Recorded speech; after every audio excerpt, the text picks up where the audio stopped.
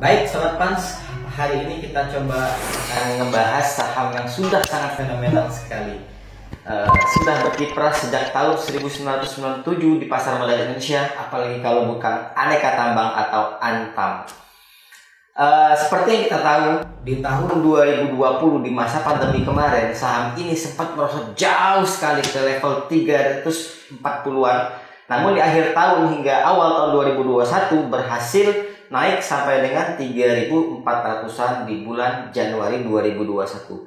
Namun di tahun 2021 saham ini mengalami volatil yang cukup lama selama 1 tahun atau mengalami sideways dari harga 2.200 hingga harga 2.500. Dan sekarang di awal tahun 2022 berhasil menembus support 2.200 dan sekarang harganya ada di kisaran 1.900.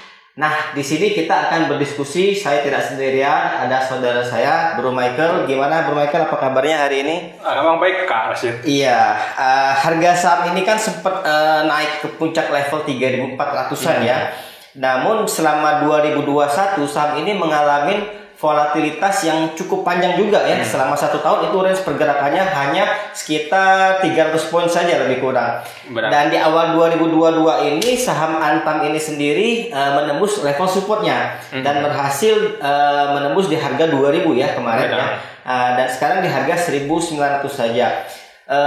Selalu menarik untuk membahas saham Antam ini karena kenapa? Saham Antam sendiri kan sudah cukup lama ya yang ada di pasar modal ya, sejak tahun 97 hingga sekarang. Sudah banyak sekali fundamental yang mempengaruhi naik turunnya saham ini. Nah, kira-kira Bro Michael, penyebab turunnya nih apa sih yang paling mempengaruhi untuk sekarang ini? Baik, untuk Antam memang kita tahu kan 2020 naiknya kan luar biasa. 2021 ini saham sideway-nya lumayan lama. Mungkin selama 2021 kita tahu sideway-nya panjang sekali kan. Yeah. Volatilitas juga sangat kecil di saham ini. Namun memang kita kemarin di awal tahun ternyata dia malah break, tapi breaknya malah ke bawah. Yang pertama memang kalau kita melihat data ini utamanya karena asing melakukan penjualan. Karena sampai hari ini year to date, di mana ini belum bulan 1 saja belum selesai. Asing sudah melakukan penjualan sebesar 255 miliar rupiah. Jadi kalau memang kita bicara untuk pergerakan yang memang penyebab utama ini memang karena pergerakan asing, di mana asing menjual sehingga harga kan jadi malah turun di bawah 2.000. Jadi memang pergerakan asing inilah yang mendasari dari harga Antam turun. Oke, asing melakukan aksi jual artinya ya. Benar.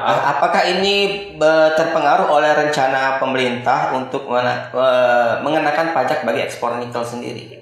Memang sebenarnya untuk alasan asing sendiri kan kita juga cuma bisa menebakkan karena memang pada akhirnya asing sendiri yang punya yang tahu penyebab kenapa mereka yang mendasari mereka melakukan penjualan kan Kak. Namun memang kita tahu untuk Antam sendiri sampai hari ini lebih banyak sentimen negatif dibanding sentimen positif untuk Antam. Seperti contohnya memang tadi untuk pajak ekspor nikel kita tahu pemerintah di tahun ini berencana mengenakan pajak untuk ekspor nikel, yang mana kita tahu Antam utamanya memang produk utamanya di nikel kan. Jadi memang keputusan dari pemerintah ini kan pasti sangat berdampak terhadap Antam. Jadi memang keputusan ini memang bad news bagi Antam. Namun satu sisi juga sebenarnya tahun ini Antam ada rencana untuk melakukan pembangunan smelter nikel yang sehingga memang target dari Antam sendiri untuk menaikkan produksi nikel di tahun ini. Jadi memang sebenarnya rencana ini juga dibarengi dengan rencana tadi sehingga walaupun memang ada bad news di sektor untuk pajak itu, ada good news juga di Antam yang memang ingin menaikkan produksi nikel sehingga untuk ke depan juga memang masih ada optimisme untuk Antam sendiri. Kemudian fundamental lainnya di sini ada juga gagalnya akuisisi Street Scooter oleh holding baterai listrik nasional, yakni Indonesia Battery Corporation atau IBC. Nah, ini bagaimana kira-kira? Ya, kembali memang ini bad news lagi kan. Jadi memang Antam ini dari awal tahun kita lihat dihantam back to B2B bad news. Betul. Betul. Jadi memang untuk tentang berita ini memang ini sangat mengecewakan karena memang akhir tahun lalu ada optimisme yang diciptakan di pasar akibat berita ini kan. Jadi memang kalau tidak salah sekitar November Desember berita ini rumor bahwa memang Antam akan mengakuisisi street scooter ini kan memang kemarin lumayan volatilitas di sekitar November lumayan tinggi kan. Betul. Dan memang kita dapat gerakan sedikit di November, namun kembali bahwa berita ini memang menyebabkan jadinya sentimen negatif kan. Jadi kita tahu negatif juga artinya. Benar, makanya kan kemarin juga mungkin memang ini jadi penyebab dari asing melakukan aksi jual terhadap Antam. Itu ya. Kemudian di sini ada Tesla baru saja menandatangani perjanjian dengan Talon Metal untuk supply nikel. Ini benar juga. Ini benar dan memang sudah dikonfirmasi oleh pihak Tesla. Karena kita tahu kan sebenarnya ini menurut saya pribadi ini merupakan berita yang dapat dikatakan paling buruk. Paling buruk ya. Karena kita tahu dari tahun 2020 itu rumor ini bahwa memang Antam akan melakukan kerjasama ke Tesla untuk melakukan supply nikel terhadap pembuatan baterai mobil listrik. Betul. Itu menjadi rumor utama yang terus digoreng selama tahun 2020 kan. Jadi memang kenaikan Antam kemarin dari harga range 300-an ke harga 3.440 itu memang didasari utamanya karena rumor ini. Rumor karena adanya optimisme kan. Memang tiba-tiba dibanting gitu ya karena gagal. Jadi memang kita melihat bahwa berita kemarin yang menjadi dasar untuk naik itu kan sudah dapat dikatakan kayak batal kan. Jadi gagal. Jadi memang tidak ada dasar lagi bagi Antam untuk naik. Jadi kan kita lihat dari respon pasar terhadap pemberitaan ini bahwa terlihat pasar kecewa kan. Jadinya memang ini bagi saya sih sangat bad news untuk Tesla. Sangat bad news. Benar. Apalagi ini di awal tahun 2022 gitu ya. Jadi setelah dikasih hope yang bagus kan dengan berita-berita yang positif, mungkin ini juga penyebabnya sepanjang 2021 gitu ya. Artinya para pelaku investor pasar modal yang membeli saham Antam sendiri dengan ketidakpastian artinya. Kenapa harganya juga hanya berkisar 300 poin sepanjang tahun gitu ya. Artinya memang setelah fix berita ini keluar di awal tahun, kemudian saham Antam kembali tembus di harga 2.000 gitu ya. Lantas artinya ke depan apakah ada harapan sendiri untuk para investor untuk mengkoleksi saham Antam ini sendiri, kira-kira bagaimana? Ya, jadi memang prospek kedepannya itu kira-kira bagaimana? Memang kalau kita lihat harga sekarang kan memang kita tahu investasi saham itu kan forward looking kan. Memang seperti kemarin kan karena adanya rumor Tesla kan investor berharap kan memang akan kalau apabila memang Antam bekerja sama dengan Tesla kan perusahaannya juga fundamental akan kuat kan.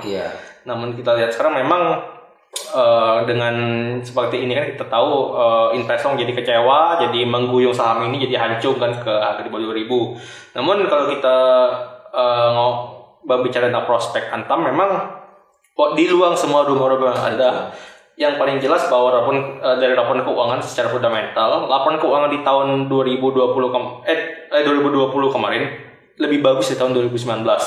Dan laporan di tahun 2021 sampai kuartal 3 kemarin itu memang sangat bagus, bahkan mengalahkan 2020 yang sebenarnya juga sudah lebih bagus dari 2019.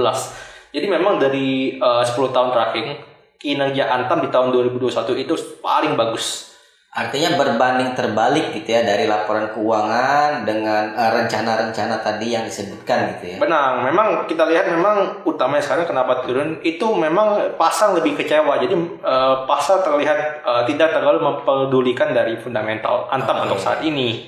Karena mereka memang reaksi lebih ke kecewa, jadinya mereka kan sudah ingin cepat-cepat lepas dari saham Antam. Jadinya memang karena mekanisme pasar di mana yang menjual lebih banyak, makanya harganya tertekan sampai ke level ini. Oke, jadi buat teman-teman ya, hal yang mempengaruhi pasar modal gitu ya, terutama untuk saham Antam sendiri, ini memang banyak sekali faktor-faktor penentu tadi yang disebut sama Bro Michael, itu ada batalnya rencana-rencana besar yang kemudian menyebabkan harga saham Antam turun. Namun di sisi lain laporan keuangan sendiri, saham Antam sendiri masih mengalami keuntungan cukup bagus gitu ya.